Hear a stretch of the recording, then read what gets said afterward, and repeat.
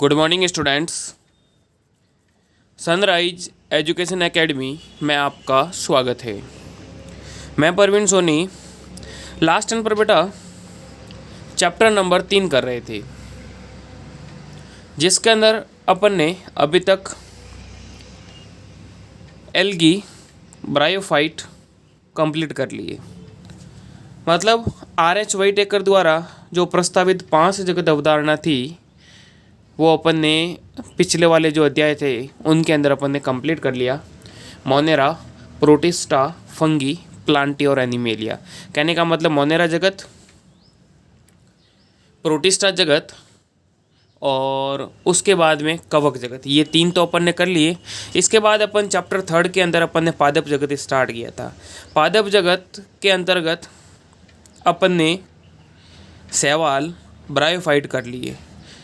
उसके मैंने general characteristics feature बताए थे, वो कर लिए होंगे, और साथ ही साथ होमवर्क भी डाला था।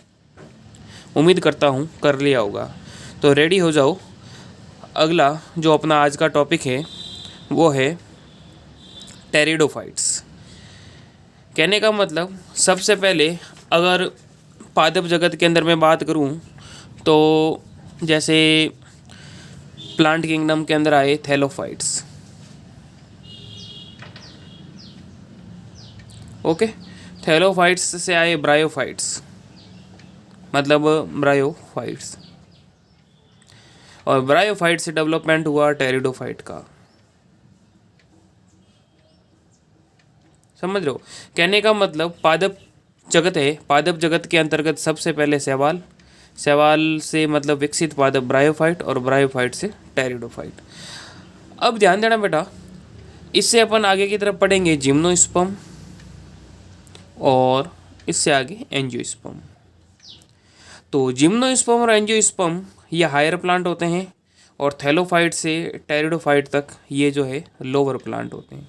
समझ रहे हो? लोअर प्लांट इनको इसलिए कहते हैं क्योंकि इनकी जो प्लांट बॉडी जो होती है वेल डिफ्रेंशिएट नहीं होती। समझ रहे हो? इस वजह से इनको लोअर प्लांट। और जो जिम्नोस्पर्म और एंजियोस्पर्म है, कहने का मतलब अनावर्तबीजी और आवर्तबीजी पादप, इनको हायर प्लांट के नाम से जाना जाता है क्योंकि इनका जो पादप शरीर है जो वेल डिफ्रेंशिएट होता है।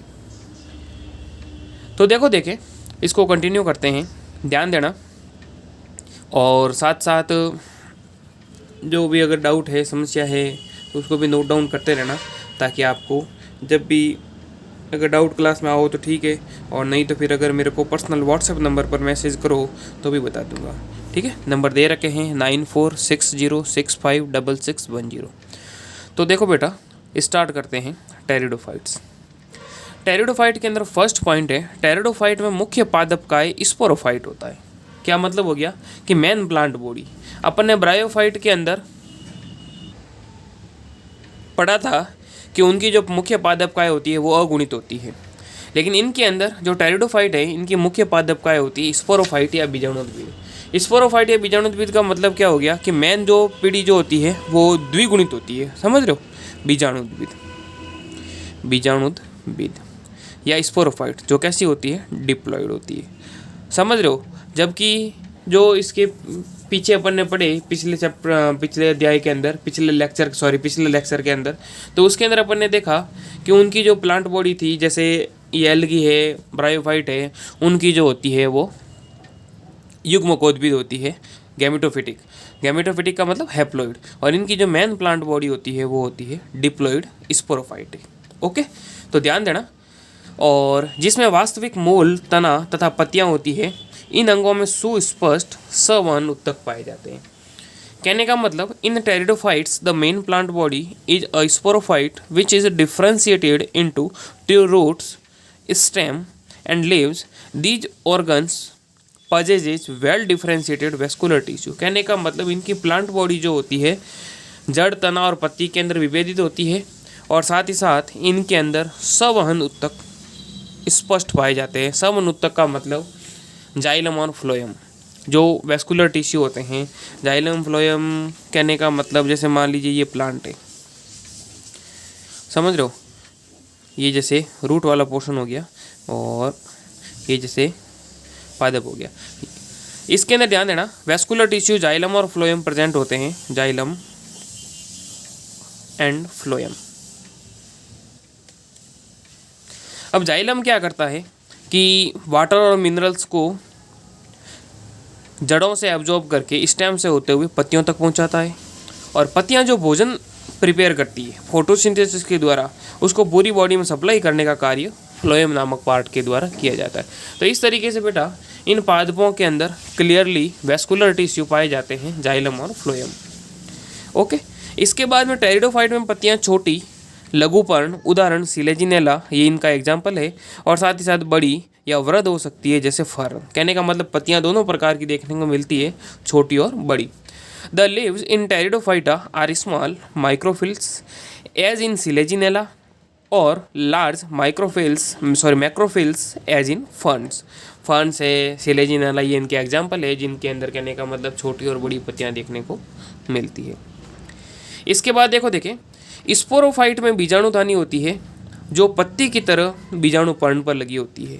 क्या मतलब हो गया कि जो बीजाणुद्भिद होता है, बीजाणुद्भिद जो संरचना होती है, मतलब मेन प्लांट बॉडी जो है वो बीजाणुद्भिद होती है, और इन बीजाणुद्भिद के अंदर क्या कहा इन्होंने कि बीजाणुधानी होती है। बीजाणुधानी का मतलब जिसके अंदर बीजाणु को जो प्रोड्यूस करने की जो संरचना होती है, मतलब बीजाणुधानी उपस्थित होती है, और ये कहाँ पर लगी होती है, बीजाणु पर्ण के ऊपर। समझ रहे हो, कहने का मतलब इसी पत्ती की तरह की संरचना ही होती है जैसे मेन प्लांट है, इनके अंदर जैसे ही बीजाणु पर्ण होगी, बीजाणु पर्ण के अंदर बीजाणुधानी और बीजाणुधानी के अंदर बीजाणु, इस तरीके से मतलब ये संरचनाएं देखने को मिलती है।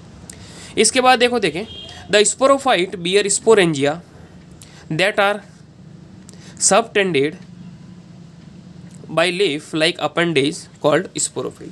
ये इसका इंग्लिश हो गया। बीजाणुधानी में बीजाणु मात्र कोशिका में मियोसिस के कारण क्या बनते हैं, बीजाणु। तो देखें सबसे पहले जैसे स्पोरोफिल स्पोरोफिल के अंदर क्या बताया था कि मतलब जैसे इस लघु बीजाणुपर्ण के अंदर स्पोरोफिल के अंदर होते हैं स्पोरेंजिया के अंदर क्या भरे होते हैं, स्पोर। ठीक है, अब इन्होंने क्या कहा कि जो जैसे बीजाणुपर्ण, ये इसको हिंदी में कहेंगे बीजाणुपर्ण के अंदर क्या होती है, बीजाणुधानी, और बीजाणुधानी के अंदर क्या भरे हुए होते हैं, बीजाणु। समझ रहे हो। तो अब इन्होंने क्या कहा, ध्यान देना बेटा, कि बीजाणुधानी में स्थित बीजाणु मात्र कोशिका में, इसके अंदर क्या होते हैं, बीजाणुधानी के अंदर बीजाणु भरे हुए होते हैं, लेकिन इनके अंदर जो कोशिकाएं होती हैं उनको कहेंगे बीजाणु मात्र कोशिका। ठीक है, स्पोर मदर सेल के अंदर क्या होता है, मियोसिस। अर्धसूत्री विभाजन से क्या होते हैं, अगुणित बीजाणु बनते हैं। ओके, बीजाणु मात्र कोशिका के अंदर में मियोसिस के कारण बीजाणु बनते हैं, और वो कैसे होते हैं, अर्धसूत्री विभाजन होगा तो अगुणित बनेंगे। Sporangia produce spore by meiosis in spore mother cell. बीजाणु, ये जो बीजाणु होते हैं ये अंकुरित होकर युग्मकोद्भिद बनाएंगे। ये अब आगे चल करके क्या बनाएंगे, युग्मकोद्भिद। ओके, और युग्मकोद्भिद कैसे होते हैं, हैप्लॉइड होते हैं, और ये होगी डिप्लॉइड। समझ रहे, मेन प्लांट बॉडी जो होती है वो डिप्लॉइड होती है, और इससे मतलब हैप्लॉइड बने, और इसके अंदर वापस क्या बनेंगे, नर युग्मकोद्भिद, और बनेंगे मादा युग्मकोद्भिद। इनके अंदर फर्टिलाइजेशन होगा, निषेचन से क्या बनेंगे, युग्मनज, और युग्मनज कैसे होंगे, डिप्लॉइड। तो कहने का मतलब वापस जो है युग्मकोद्भिद से बीजाणुद्भिद पीढ़ी आती है, और ये वापस चल करके इस तरीके से मतलब एक कंप्लीट साइकिल का फॉर्मेशन होता है। मतलब इनके अंदर जो अल्टरनेशन ऑफ जनरेशन देखने को मिलता है, तो इस तरीके से ये है। बीजाणु अंकुरित होकर युग्मकोद्भिद बनाते हैं जिसे प्रोथैलस कहते हैं। Spore germinate to gives rise to gametophytes called prothallus. युग्मकोद्भिद में नर तथा मादा जननांग होते हैं जिन्हें क्रमशः पुंधानी और स्त्रीधानी कहते हैं।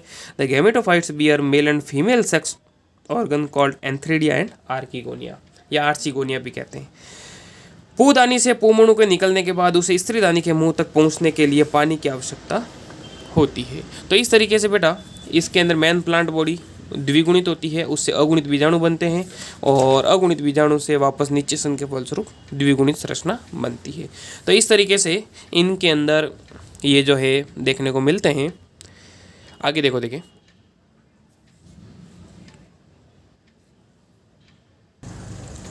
देखो देखिए, water is required for transfer of antherozoid, the male gametes release from antheridia to the mouth of archegonia. स्त्रीदानी में स्थित अंडे से नर युग्मक संलयन हो जाता है और युग्मनज बनता है। उसके बाद युग्मनज से बहुकोशिक सुस्पष्ट स्पोरोफाइट बनता है, जो टेरिडोफाइट की प्रभावी अवस्था है। कुछ नहीं बेटा, कंफ्यूज होने की बात नहीं है। आपको जैसे एक बार मैं वापस बता देता हूँ। देखो देखे, जैसे मान लीजिए मेन प्लांट बॉडी थी बीजाणु उद्भिद। बीजाणु उद्भिद, इसको इंग्लिश में कहते हैं स्पोरोफाइट। स्पोरोफाइट के अंदर क्या होती है? स्पोरेंजिया होती है। सॉरी, मेन प्लांट बॉडी है, मतलब बीजाणु उद्भिद कहने का मतलब द्विगुणित होती है। ठीक है, तो इनके अंदर क्या होती है? सबसे पहले द्विगुणित बीजाणु पर्ण लगी होती है। बीजाणु पर्ण पत्तियां जो होती है उनको कहेंगे बीजाणु पर्ण। ठीक है, बीजाणु पर्ण के अंदर क्या होती है? बीजाणु दानी। बीजाणु दानी, और इस बीजाणु दानी के अंदर क्या होती है? बीजाणु मात्र कोशिका। ध्यान देना, बीजाणु मात्र कोशिका। ठीक है, बीजाणु मात्र कोशिका में होता है मियोसिस। मियोसिस से क्या होगा? अगुणित अगुणित बीजाणु बनते, और ये अगुणित बीजाणु क्या बनाएंगे? युग्मकोद्भिद। युग्मकोद्भिद को डेवलप करते हैं। देखो देखें, युग्मकोद्भिद, और युग्मकोद्भिद भी वो कैसे? नर और मादा। ठीक है, इनके अंदर जब फ्यूजन होता है तो इससे क्या बनेगा? युग्मनज। और युग्मनज आगे चल करके क्या बनाएंगे? क्या बनाएगा? वापस स्पोरोफाइट स्टेज का डेवलपमेंट करता है। तो इस तरीके से बेटा ये ध्यान रखना, बीजाणु उद्भिद के अंदर बीजाणु पर्ण, बीजाणु पर्ण के अंदर बीजाणुदानी, इसको कहेंगे sporophyll, sporangia, spore mother cell, और haploid spore, gametophyte, male and female, zygote, और इससे कहने का मतलब। तो इस तरीके से ये इनके अंदर देखने को मिलती है। तो कुछ समय के लिए आती है युग्मकोद्भिद अवस्था और अधिकांश समय के लिए रहती है बीजाणुद्भिद अवस्था। तो इस तरीके से बेटा ये जो है संरचना देखने को मिलती है। देखो देखें, और हाँ, fusion of male gamete with the egg present in archegonium result in the formation of zygote. Zygote thereafter produce a multicellular well differentiated sporophyte which is the dominant phase of pteridophytes. अधिकतर pteridophyte में जहाँ spore एक ही प्रकार के होते हैं उन पौधों को समबीजाणु कहते हैं। सिलेजिनेला साल्विनिया में दो प्रकार के बड़े तथा छोटे स्पोर बनते हैं जिन्हें विषम बीजाणु कहते हैं। कहने का मतलब टेरिडोफाइट के अंदर सम बीजाणु और विषम बीजाणु दोनों अवस्थाएं देखने को मिलती है। स्पोर जो बनते हैं आकार आकृति में समान भी हो सकते हैं, आकार आकृति में अलग अलग भी हो सकते हैं। बड़े वृहद जीवाणु मादा, और जो बड़े जीवाणु होते हैं वो मादा, और छोटे जो होते हैं वो मतलब लघु बीजाणु या नर से क्रमशः नर तथा मादा तथा नर युग्मकोद्भिद बनते हैं। मतलब बड़े बीजाणु से तो मादा युग्मकोद्भिद, और छोटे जो बीजाणु होते हैं उससे बनेगा नर युग्मकोद्भिद। ऐसे पौधों में मादा युग्मकोद्भिद अपनी आवश्यकता की पूर्ति के लिए स्पोरोफाइट से जुड़ा हुआ होता है। Megaspore and microspore germinate and gives rise to female and male gametophytes respectively. The female gametophyte in this phase in these plants are retained on the parent sporophyte for variable periods. कहने का मतलब इनके अंदर दो प्रकार के बीजाणु बनते हैं। गुरु बीजाणु जो होते हैं वो मादा युग्मकोद्भिद को, और जो लघु बीजाणु जो होते हैं नर युग्मकोद्भिद को रिप्रेजेंट करते हैं। और जो मादा युग्मकोद्भिद आवश्यकता की पूर्ति के लिए स्पोरोफाइट से जुड़ा हुआ होता है, जो मतलब इनकी आवश्यकता की पूर्ति करते रहते हैं। तो इस तरीके से बेटा ये थे इसके जनरल करैक्टर टेरिडोफाइट्स के। वापस पढ़ना, नोट डाउन करना, समझ में नहीं आए तो व्हाट्सएप पर आप पर्सनल भी बता सकते हैं, मैंने नंबर दे दिए हैं। अब इनको 4 वर्ग के अंदर बांटा गया है। सिर्फ 4 क्लासेज ही दे रखी है, साइलोप्सिडा, लाइकोप्सिडा, स्पिनोप्सिडा, टेरोप्सिडा। साइलोप्सिडा का एग्जाम्पल है साइलोटम, लाइकोप्सिडा के अंदर सिलेजिनेला लाइकोपोडियम, स्पिनोप्सिडा के अंदर इक्विसिटम, और टेरोप्सिडा के अंदर टेरिस और एडियंटम। ओके, ये था इसके अंदर।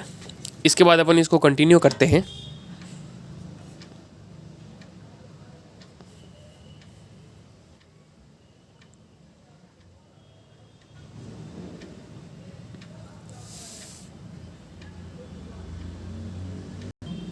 ये देखो बेटा, ये 4 क्लासेस, साइलोप्सिडा, लाइकोप्सिडा, स्पिनोप्सिडा, टेरोप्सिडा। अब ये करने के बाद नया टॉपिक आता है जिम्नोस्पर्म। सबसे पहले अपन ने पढ़े थैलोफाइट पादप जगत में, फिर ब्रायोफाइट और उसके बाद में टेरिडोफाइट। टेरिडोफाइट से अब आगे है जो हायर प्लांट हैं, विकसित पादप है, वो है जिम्नोस्पर्म।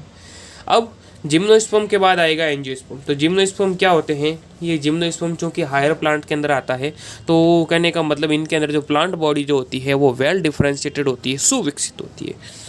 देखो देखें जिम्नोस्पर्म। अब जिम्नोज का मतलब है नेकड़ और स्पर्मा का मतलब होता है सीड। कहने का मतलब नेकड़ा का मतलब अनावर्त, कहने का मतलब जिनके अंदर सीड बनते हैं।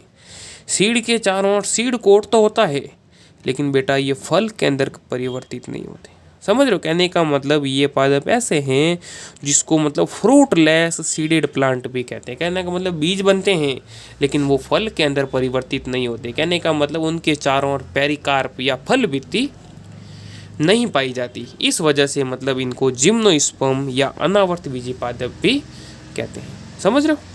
देखो देखें, जिम्नोस्पर्म ऐसे पौधे हैं जिनमें बीजांड अंडाशय भित्ति से ढके हुए नहीं होते और निषेचन से पूर्व या बाद में अनावर्त ही रहते हैं। कहने का मतलब सीड जो होते हैं वो नग्न रहते हैं, मतलब फल के अंदर परिवर्तित नहीं होते। इस वजह से इनको जिम्नोस्पर्म कहा जाता है। The gymnosperm are plant in which the ovule are not enclose by any ovary wall remain exposed both before and after fertilization. कहने का मतलब निषेचन के बाद और निषेचन के पहले अनावर्त ही रहते हैं, फल के अंदर परिवर्तित नहीं होते। जिम्नोस्पर्म का सिकुआ वृक्ष सबसे लंबा है, इसकी मूल प्राय मुसला मूल होती है। अब ध्यान देना बेटा, जिम्नोस्पर्म का जो सिकुआ वृक्ष होता है, जिम्नोस्पर्म के पादप बहुत लंबे होते हैं, इतने लंबे कि अपन कल्पना भी नहीं कर सकते। अब जिम्नोस्पर्म का जो सिकुआ जो वृक्ष है, इसकी जो हाइट होती है 100 मीटर प्लस होती है। कहने का मतलब 300 फीट से भी ऊंचा होता है। अब देखो बेटा, 300 फीट कोई मामूली बात नहीं है। इतने ऊंचे बड़े बड़े वृक्ष होते हैं जिम्नोस्पर्म के। इसका जो सिकुआ वृक्ष है ये सबसे लंबा वृक्ष होता है, और मतलब इतने बड़े बड़े वृक्ष होते हैं इस तरीके से कि इनके क्या होता है कि नीचे से मतलब ये जो जैसे मान लीजिए बीच में से मतलब रोडें भी निकाली जा सकती है, जो मतलब व्हीकल का आना जाना, क्योंकि लगभग 50 फीट से ऊंचाई जो हाइट होती है ना, उस दरमियान उसके ऊपर की तरफ भी पत्तियाँ लगती है। तो ये जो तने वाला भाग होता है बीच वाले भाग को जैसे ये सुरंग नहीं निकालते, उसी प्रकार बीच में मतलब प्लांट के अंदर छेद कर देते हैं और व्हीकल जो है मतलब आना जाना भी होता रहता है, अगर मतलब रोड के इधर उधर खड़े हैं तो। मतलब इतने विशाल काय वृक्ष होते हैं। और ये सिकुआ वृक्ष जो है वो कहने का मतलब अमेरिका के अंदर आपको अगर कभी जाओ तो देखने का मौका मिल सकता है। खूब बड़े बड़े वृक्ष होते हैं जिम्नोस्पर्म के।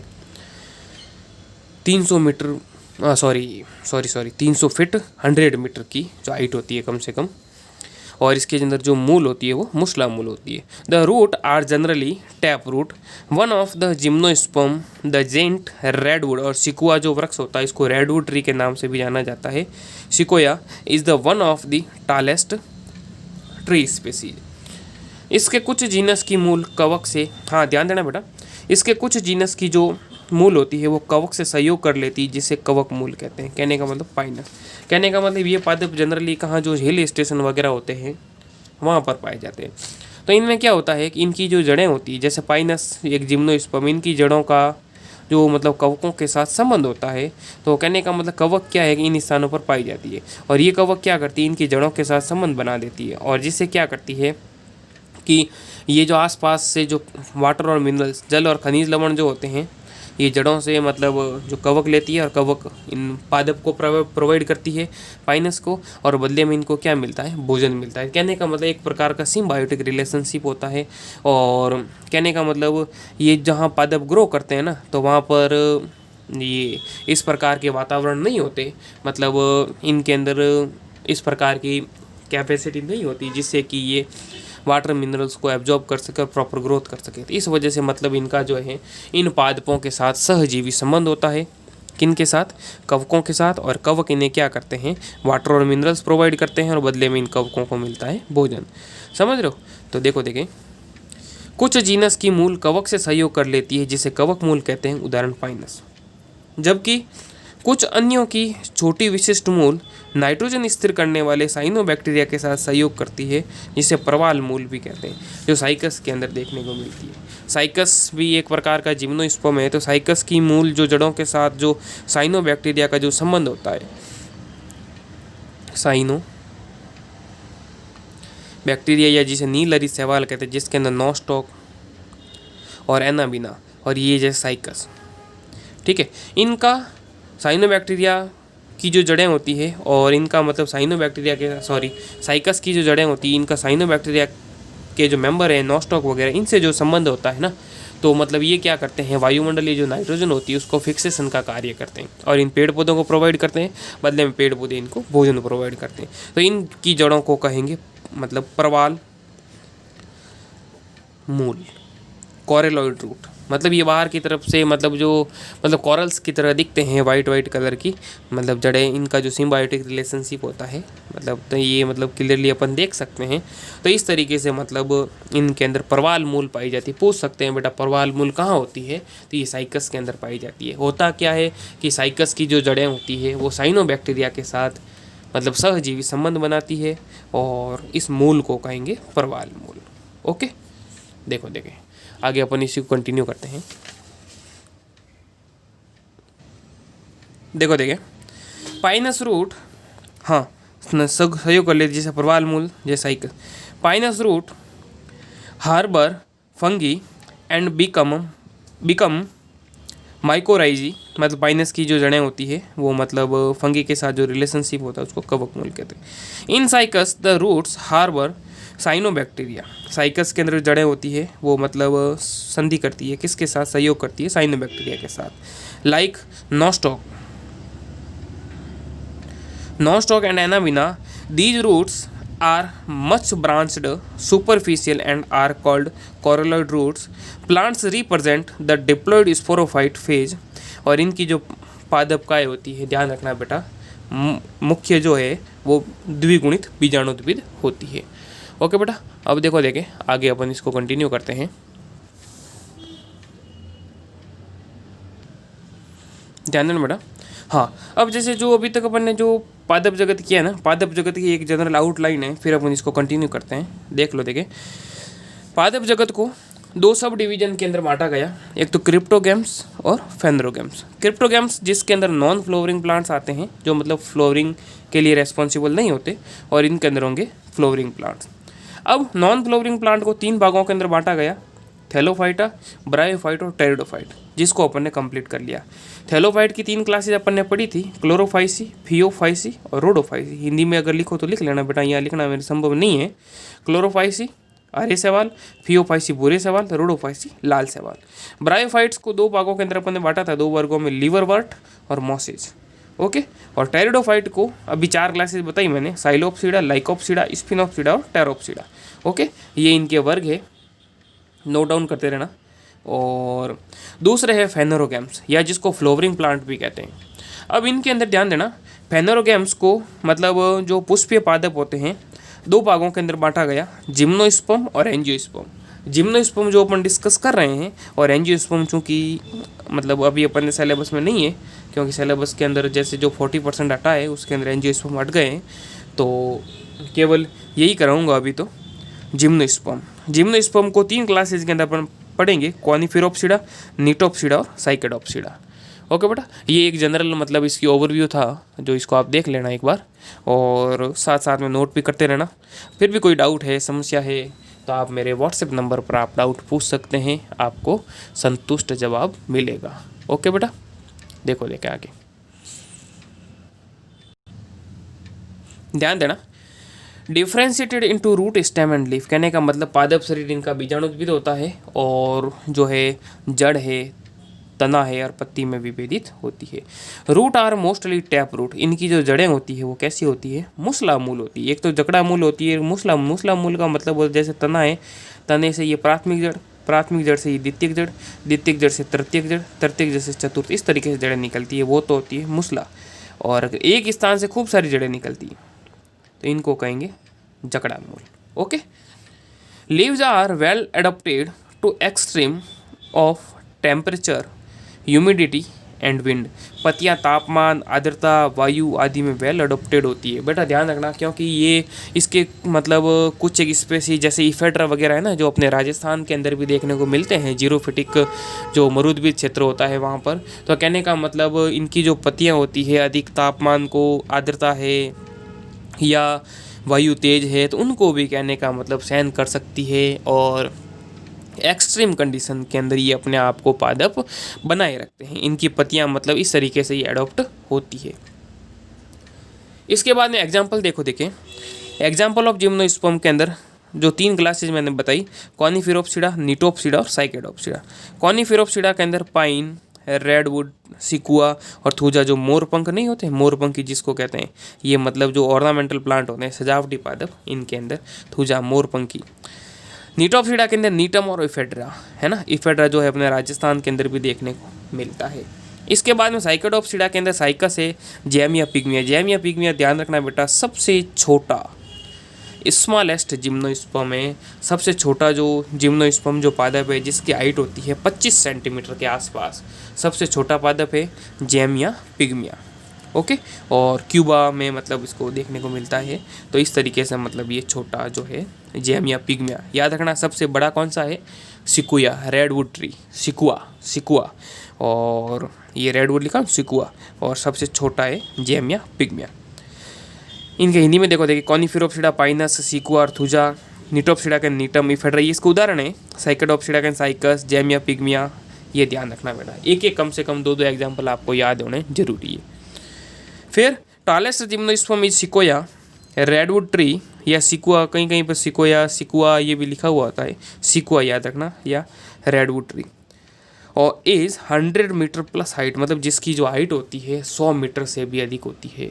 ठीक है, जनरली बेटा अपन बिल्डिंग्स की हाइट देखते हैं 5 मीटर, 10 मीटर, 20 मीटर, लेकिन इसकी 100 मीटर हाइट है, तो कम से कम अंदाज लगाओ कितने बड़े होंगे ये पादप। ओके बेटा, सबसे लंबे सिकुआ, रेडवुड ट्री, जिसकी ऊंचाई 100 मीटर से भी अधिक होती है। Cycas is called living fossil because it possesses a number of characters of extinct pteridosperm and cycads. मतलब साइकस को कहने का मतलब लिविंग फॉसिल भी मानते हैं, जीवित जीवाश्म, क्योंकि जो टेरिडोस्पर्म या जो साइकेट्स के मतलब जो पादप है जो मतलब विलुप्त हो गए हैं, तो इनके जो करेक्टर्स थे, समझ लो, इनके करेक्टर मतलब साइकस के अंदर देखने को मिलते हैं।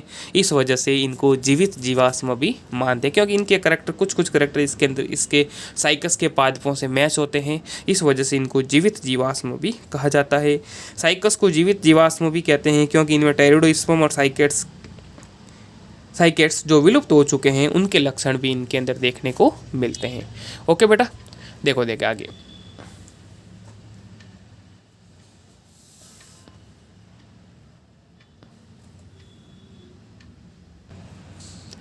इसके बाद ध्यान देना, इसके अंदर देखिए, हाँ, तो कहने का मतलब साइकस को जीवित जीवाश्म इसलिए कहते हैं क्योंकि इनके अंदर साइकेट्स और टेरिडोस्पर्म के करेक्टर भी देखने को मिलते हैं जो विलुप्त हो गए। इसके अलावा एक पादप है ginkgo biloba also called living fossil. इसको भी लिविंग जीवित जीवाश्म के नाम से जाना जाता है। एक तो साइकस को और एक ginkgo biloba. Has not character for the last several million of year since the appearance in Triassic period. कहने का मतलब ये भी मतलब काफ़ी लंबे समय से विलुप्त हो गए हैं और जिनके जो करेक्टर्स है वो अभी मतलब हाल ही में किसी में दिखे गए नहीं है। इस वजह से मतलब इनको भी मतलब also called living fossil has not change for the last several million of year since it's appearance in Triassic period. कहने का मतलब ये जो पादप जो होते हैं गिंगो के, जो ये इसका जो डायग्राम भी दे रखा है मैं बताऊं, देखें, ये देखो बेटा, ये गिंगो जो है मतलब का एग्जाम्पल है। ये इस प्रकार के पादप होते हैं। तो इनके अंदर होता क्या है कि ये इनके सीड है, समझो, सीड जो ऐसे होते हैं जिनके अंदर बहुत बदबूदार गंध आती है। और कहने का मतलब इनके अभी तक कोई मतलब जो है अवशेष नहीं है, तो मतलब लुप्त हो गए हैं काफ़ी लंबे समय से। पहले मतलब दिखाई देते थे, अब लुप्त हो गए हैं। तो ये भी मतलब जीवाश्म के अंतर्गत आता है, जीवित जीवाश्म। ओके, तो इस तरीके से बेटा इसके बाद इनमें लैंगिक जनन पाया जाता है। सेक्सुअल रिप्रोडक्शन जिम्नोस्पर्म, ये इसके जो आगे वाले करेक्टर अपन नेक्स्ट टर्न पे करेंगे। तो इस तरीके से ये अपन ने पढ़े। ये ध्यान रखना साइकस के अंदर तो क्या है कि जो टेरिडोस्पर्म और जो साइकेट्स वगैरह जो पादप थे ना, तो उनके मतलब करेक्टर भी मतलब देखने को मिलते हैं। और गिंगो के जो मतलब जो बाइलोबा जो पादप थे वो मतलब उनके करेक्टर्स जो थे या जो पादप है काफ़ी समय से विलुप्त हो गए हैं, इस वजह से उनको जीवाश्म की श्रेणी के अंदर रखा गया। ओके बेटा, इसके कुछ एक होमवर्क डाल देता हूँ, उसको नोट डाउन कर लो। और फिर भी अगर कोई डाउट है, समस्या है, इसको पढ़ना, रिपीट करना, और डाउट है, समस्या है तो मेरे व्हाट्सएप नंबर पर आप मेरे को डाउट पूछ सकते हैं 9460656610। ओके बेटा, इसके 1-2 क्वेश्चन नोट डाउन कर लो। Write general character of pteridophytes. Pteridophyte के सामान्य लक्षण लिखिए। विषम बीजाणुता क्या है, give two example. What is heterospory, give two example. ये 2 क्वेश्चन आपको करने हैं और ये पढ़ते रहें, नोट डाउन करते रहें, और समस्या है तो मेरे व्हाट्सएप नंबर पर बता देना। ओके बेटा, बाकी अपन इसके जो कैरेक्टर है वो नेक्स्ट टर्न पे करेंगे। Thank you.